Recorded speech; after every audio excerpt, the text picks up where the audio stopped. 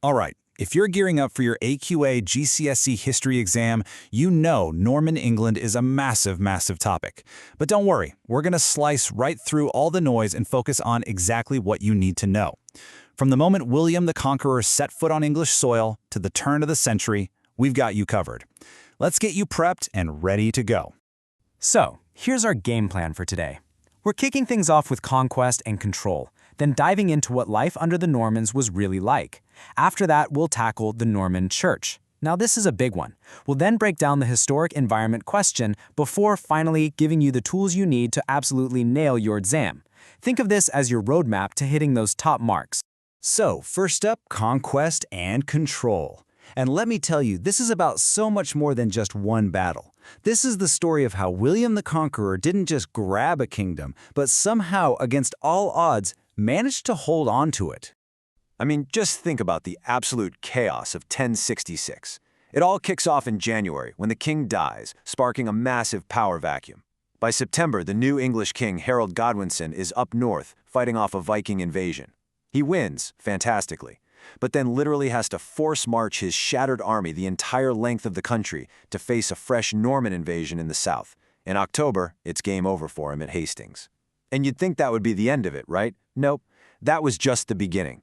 The fight for England raged on for almost another decade as William brutally stamped out rebellion after rebellion. So how on earth did William pull it off at Hastings? Well, it really came down to a clash of military styles. The Anglo-Saxons had their famous shield wall. It was like a human fortress, almost impossible to break, but it couldn't really move. The Normans, on the other hand, were all about flexibility. They had archers to soften up the enemy, cavalry to charge in, and then their masterstroke, the feigned retreat. They pretend to run away, tricking the English soldiers into breaking their solid wall to chase them. Then, they'd turn around and just wipe them out. It was that tactical genius, not just brute strength, that won the day. Winning the battle was, believe it or not, the easy part. Now William had to control an entire country that hated him. His strategy? A brutal mix of an iron fist and some seriously clever politics. First, the castles. Hundreds of these Motte and Bailey structures shot up all over the country. They were these giant stone symbols of Norman power, basically screaming, "We're in charge now," from every hilltop. Second, he used pure terror. The harrying of the North wasn't a battle. It was a campaign of utter destruction, burning crops and homes to starve the rebels into submission. And finally, he just ripped out the old English power structure and replaced it with his own loyal Norman friends. England was now well and truly his. Okay, so this whole conquest, it wasn't just about swapping one king for another. No way. It was a complete rewiring of English society, government, and what it meant to be an ordinary person. Let's dig into that.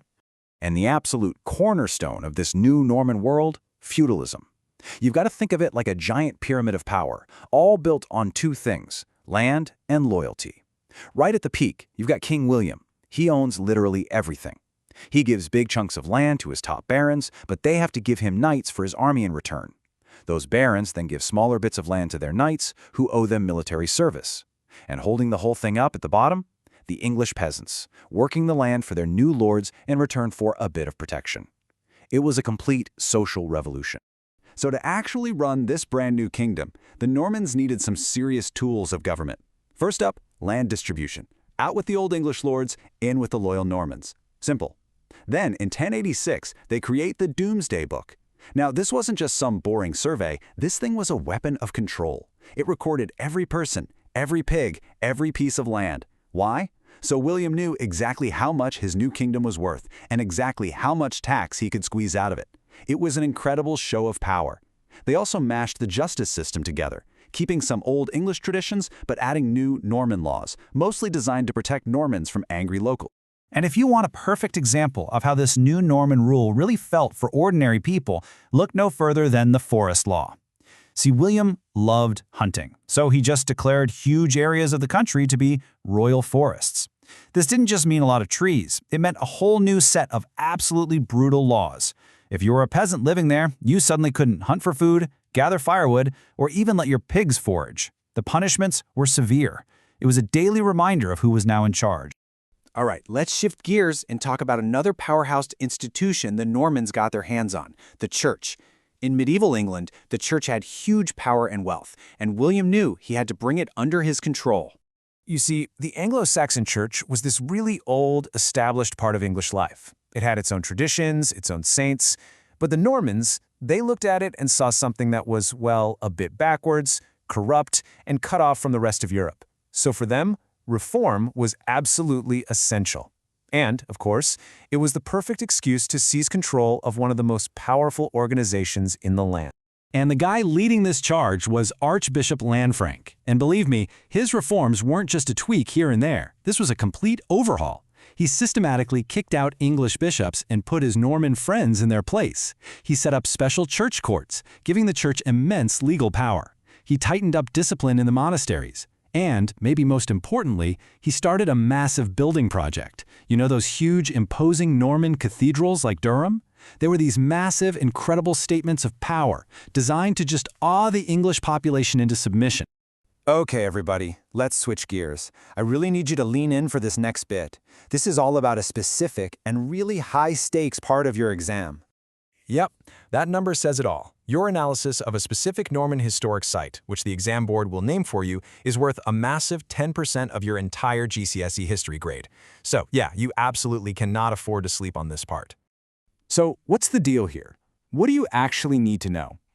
Well, the examiner doesn't want you to be a tour guide, just describing what a castle looks like.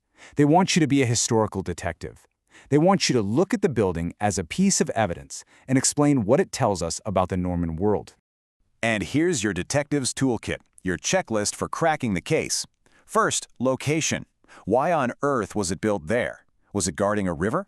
Watching over a rebellious town? Then function. What was it actually for? Defense? Worship? Simple, brutal control? Next, structure. What do those thick stone walls or giant arches tell us about Norman priorities? And of course, people. Who built it? Who lived in it? And the big one, connections. How does this single building connect to the huge events we've been talking about? The conquest, the rebellions, the church reforms. It's all about linking the stones to the story. All right, let's pull all these threads together for the final section, nailing your exam. Because getting a top mark here is all about connecting that one specific site to the massive story of Norman England. This right here is the absolute key. You see, the exam isn't just going to ask you to describe this castle. No, it's going to hit you with something like, explain why this castle was so important for Norman control. That word, why, that's where the marks are. It's not about what it is, it's about what it means. And lucky for you, there's a 4-step recipe for cooking up a brilliant answer. Step 1, pick a specific feature, like the huge stone keep of a castle. Step 2, explain its purpose. It was built to be incredibly strong and send a message of permanent power. Step 3, and listen up, because this is where you get the top-tier marks, is to analyze its connection to a big historical idea. For example, the keep is a direct consequence of the constant threat of English rebellion, and it was a major cause of the Norman success in staying in power. Finally, step 4, wrap it all up with the clear, confident conclusion about why it was so important. This is where it all comes together. You have to use everything we've talked about, feudalism, the revolts, the church reforms, to fuel your answer about that one single site. When you talk about a castle's defenses, you bring in your knowledge of the rebellions. When you analyze a cathedral, you connect its design back to Lanfranc's reforms. That's how you show the examiner that you don't just know facts, you actually understand the whole period. So, as we wrap up, I want to leave you with a big question to chew on. What was the Normans' most significant, longest-lasting legacy? Was it the physical scars they literally carved into the landscape, the castles and cathedrals we can still see today? Was it the total takeover of the English church?